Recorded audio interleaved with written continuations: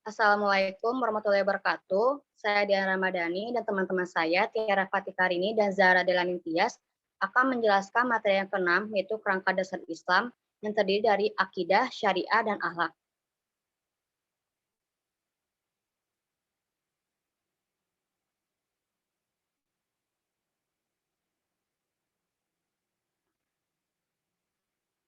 Materi yang akan dijelaskan yaitu kerangka dasar Islam, akidah, syariah, akhlak, dan hubungan antara akidah, syariah, dan akhlak.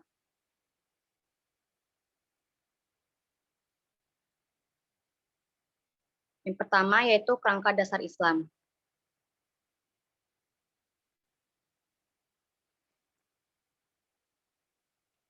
Kerangka dasar ajaran Islam adalah hal yang mendasari semua nilai dan konsep yang ada dalam ajaran Islam. Kerangka dasar ini berkaitan erat dengan tujuan ajaran Islam, yaitu memahami, meyakini, dan mengamalkan ajaran Islam sehingga menjadi insan muslim yang beriman, bertakwa kepada Allah, dan berakhlak mulia. Untuk mencapai tujuan tersebut, maka kerangka dasar ajaran Islam meliputi 3 konsep kajian pokok, yaitu akidah, syariat, dan akhlak. Tiga kerangka dasar Islam tersebut berasal dari 3 konsep dasar Islam, yaitu iman, Islam, dan ihsan.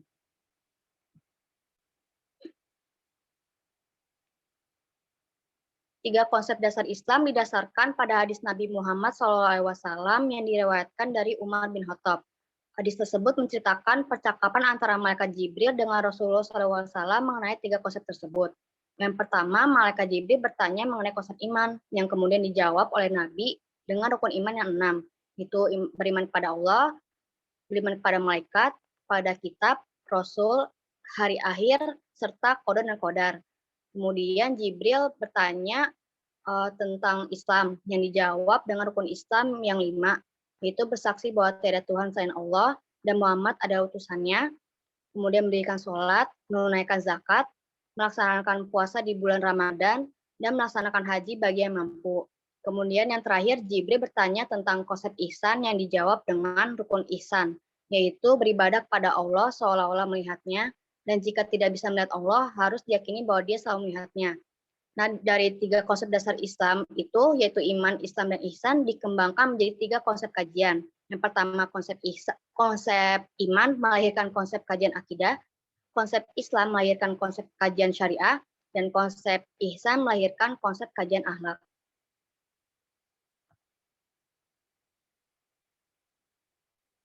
Yang pertama adalah akidah.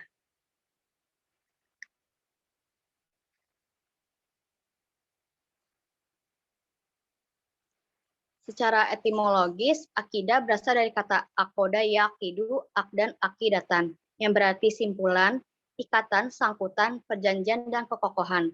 Ajaran Islam berisikan tentang apa saja yang mesti dipercayai, diyakini, dan diimani oleh setiap muslim. Sedangkan menurut terminologi, iman adalah keyakinan. Karena itu, akidah selalu ditautkan dengan rukun iman yang merupakan asas seluruh ajaran Islam.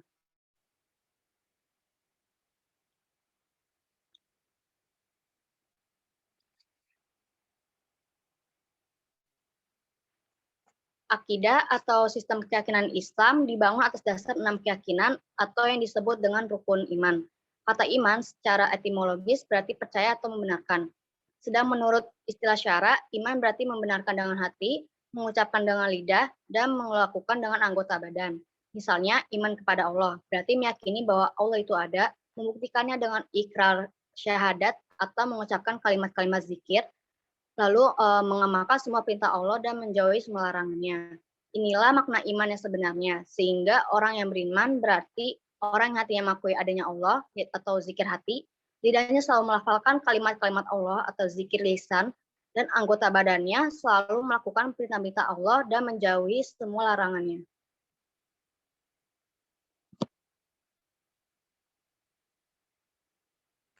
Dan dari jika kita memiliki akidah atau keyakinan yang didasari atas rukun iman, maka kita akan memperoleh dampak atau hikmah dari meyakini rukun iman tersebut. Yang pertama itu iman kepada Allah, dampak keyakinan bahwa tiada Tuhan selain Allah, membuat kita diberi kemudahan hidup, membuat hati lebih tenang, dan mencegah perbuatan syirik. Yang kedua, iman kepada malaikat, itu dampak keyakinan bahwa malaikat itu ada. Sehingga kita menghindari perbuatan maksiat dan memperbanyak berbuat kebaikan. Lalu yang ketiga, beriman pada kitab. Dampak dari keyakinan adanya kumpulan petunjuk Allah kepada Nabi. Kita percaya setiap perbuatan yang dilakukan, mengetahui pedoman hidup yang harus dijalankan, kemudian dapat membedakan mana yang baik dan mana yang buruk. Kemudian yang keempat, iman kepada Rasul, dampak keyakinan pada amanah kerasulan yang diberikan Allah pada Rasul. Itu menjadikan teladan sifat-sifat yang dimiliki para Rasul, menjadikan kisah para Rasul sebagai pelajaran. Kemudian yang kelima yaitu beriman pada hari akhir, dampak dari keyakinan adanya pertanggungjawaban amal perbuatan setelah kematian, itu selalu berbuat baik dan benar dan beramal soleh. Lalu yang terakhir, beriman kepada qada dan qadar, dampak keyakinan bahwa adanya aturan pasti yang mengikat alam semesta, mendorong kita untuk bersikap seimbang antara optimisme dan tawakal, kemudian melatih diri untuk lebih bersyukur kepada Allah.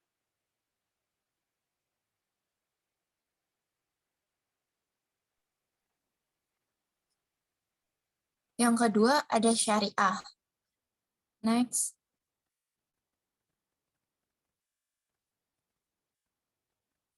Syariah.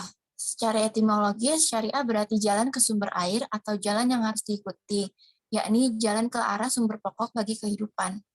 Sedangkan secara terminologis, syariah berarti semua peraturan agama yang ditetapkan oleh Allah untuk kaum muslimin, baik yang ditetapkan dengan Al-Quran maupun Sunnah Rasul.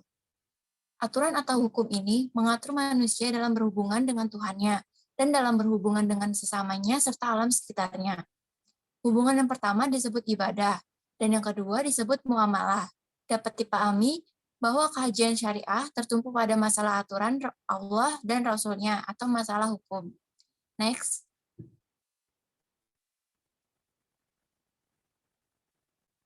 Hubungan manusia.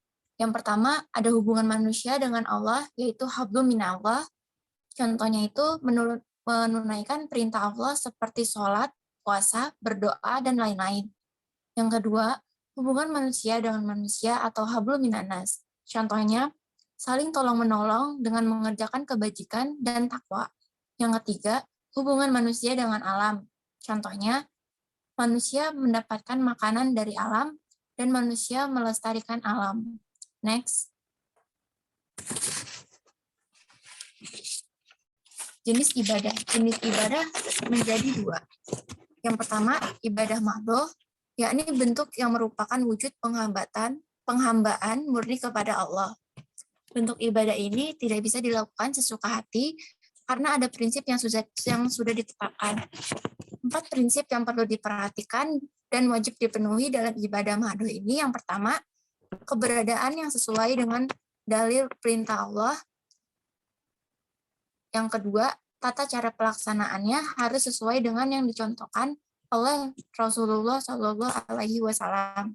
Yang ketiga, sifatnya suprarasional atau di luar kemampuan akal manusia. Yang keempat, dilaksanakan dengan asas ketaatan. Yang kedua, ada ibadah muamalah atau goiru mahdoh, yakni ibadah yang dilakukan dalam bentuk menjaga hubungan sesama manusia yang tidak menyalahi aturan Allah. Secara umum, prinsip yang dapat dilakukan dalam ibadah muamalah ini, yaitu yang pertama, tidak melakukan jual beli barang yang haram. Yang kedua, tidak menipu atau memanipulasi takaran, timbangan, dan kualitas barang. Yang ketiga, tidak mengacukan suap, sogok, atau riswah. Yang keempat, tidak melakukan kegiatan riba atau next.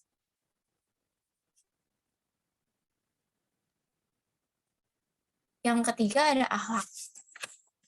Next. Secara etimologis, akhlak berasal dari bahasa Arab yang berasal dari kata kholaqo yakhlulu kholqan, yang artinya membuat atau menjadikan sesuatu. Kata tunggalnya kuluk, yang berarti budi pekerti, perangai, tingkah laku, atau tabiat. Sinonim dari kata akhlak adalah etika, moral, dan karakter. Sedangkan secara terminologis, akhlak berarti keadaan gerak jiwa yang mendorong ke arah melakukan perbuatan dengan tidak mengagetkan pikiran. Inilah pendapat yang dikemukakan oleh Ibnu Maskawai. Akhlak adalah tingkah laku manusia yang bisa bernilai baik atau bernilai buruk. Nilai yang dimaksudkan adalah tingkah laku manusia dalam berhubungan dengan Tuhan, berhubungan dengan sesamanya, yaitu muamalah, dengan antar manusia ataupun dengan makhluk hidup lainnya seperti binatang, tumbuhan, lingkungan, maupun benda mati lainnya.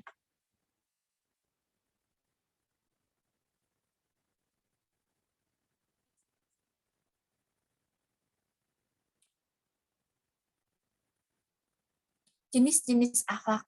Akhlak wadiyah berupa norma yang diciptakan manusia untuk mengatur perilaku dan tindakan di masyarakat yang merujuk pada logika dan rasio manusia sendiri. Jika dilanggar, mendapatkan sanksi berupa dari lingkungan sekitar, kepolisian, atau dikucilkan dari masyarakat. Yang kedua ada akhlak Islam. Islam mengatur akhlak-akhlak yang dianjurkan untuk dikerjakan umatnya, serta menghimbau perilaku-perilaku tercela agar dihindari. Rujukan akhlak Islam ini adalah dari Nabi Muhammad SAW yang jika dilanggar bukan hanya mendapat sanksi dari manusia saja, tetapi juga dari Allah Subhanahu wa Ta'ala.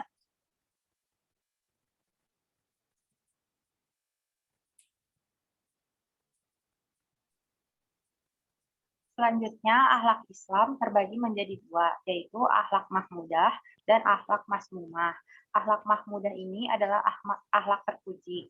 Contohnya seperti sabar, ikhlas, jujur, bersyukur, dan lain-lain. Dan yang kedua adalah akhlak masmumah atau yang tercela. Contohnya seperti ria, dengki, buruk sangka, tamak, dan lain-lain.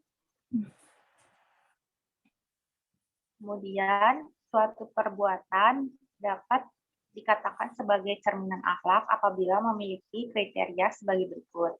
Yang pertama, dilakukan secara berulang-ulang sehingga menjadi suatu kebiasaan.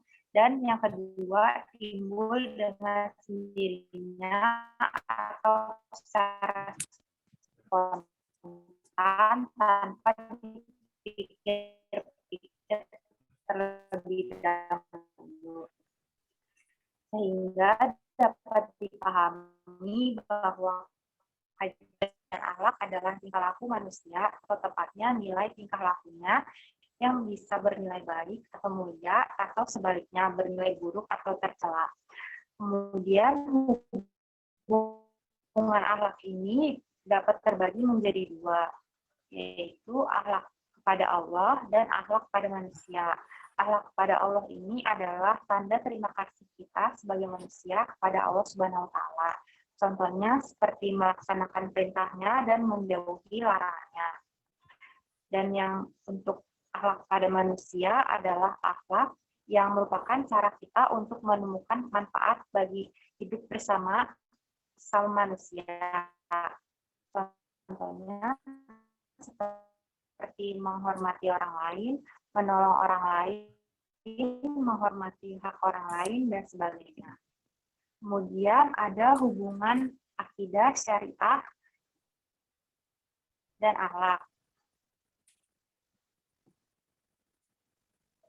Sebelumnya hubungannya ada bahkan semuanya ini merupakan satu kesatuan yang tidak dapat dipisahkan. Meskipun demikian, akidah adalah sebagai sistem keyakinan yang bermuatan elemen-elemen dasar Islam.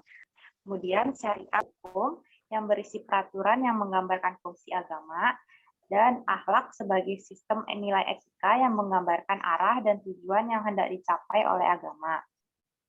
Ketiganya ini merupakan kerangka dasar yang harus terintegrasi dalam diri seorang muslim, baik ibaratnya sebuah pohon akarnya itu adalah akidah, sementara batang, dahan, dan daunnya merupakan syariah. Kemudian buahnya itu adalah akhlak.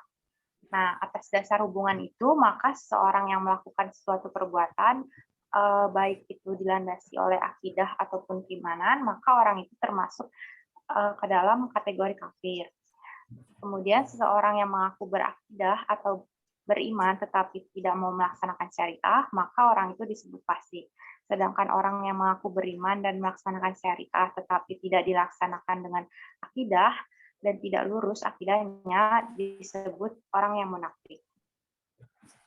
Kemudian hubungan antara akidah dan syariah ini menurut Syekh Mahmud Shaltut ketika menjelaskan tentang kedudukan akidah dan syariah, beliau menuliskan akidah itu di dalam posisinya menurut Islam adalah pokok yang kemudian di atasnya dibangun sebuah syariah.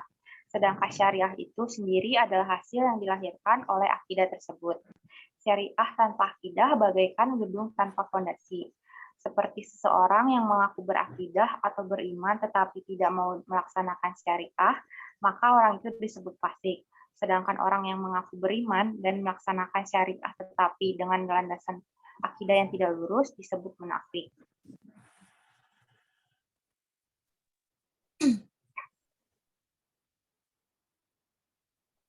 Kemudian ada hubungan antara akidah dan akhlak.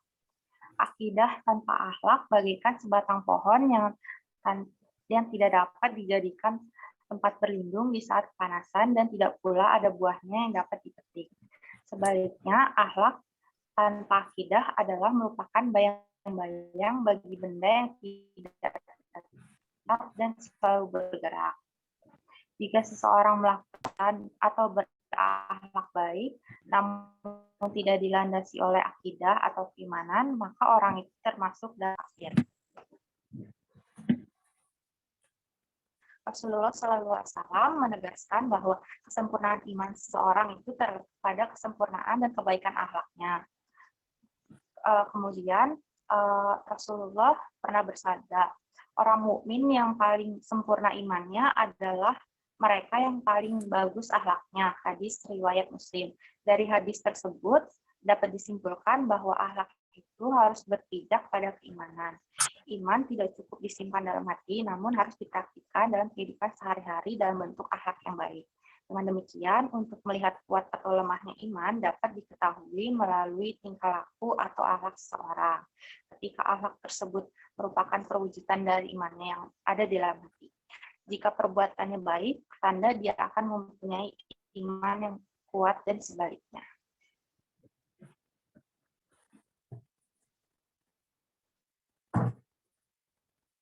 Kemudian yang ketiga adalah hubungan antara syariah dan akhlak.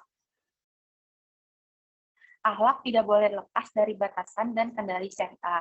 Syariah menjadi bingkai dan praktik akhlak atau aturan yang mengatasi dan mengendalikan akhlak. Kedudukan akhlak ini adalah sebagai penguat dan penyempurna terhadap pelaksanaan syariah atau ibadah seseorang. Syariah menjadi standar ukuran yang menentukan apakah suatu amal perbuatan ini benar atau salah. Ketentuan syariah merupakan aturan dan rambu-rambu yang berfungsi membatasi, mengatur, dan menetapkan mana perbuatan yang mesti dijalankan dan yang mesti ditinggalkan. Ketentuan ini meliputi wajib, sunnah, mubah, makruh, dan haram. Syariah memberi batasan-batasan terhadap akhlak sehingga praktik akhlak tersebut berada dalam kerangka aturan yang benar tentang benar dan salahnya suatu amal perbuatan ibadah.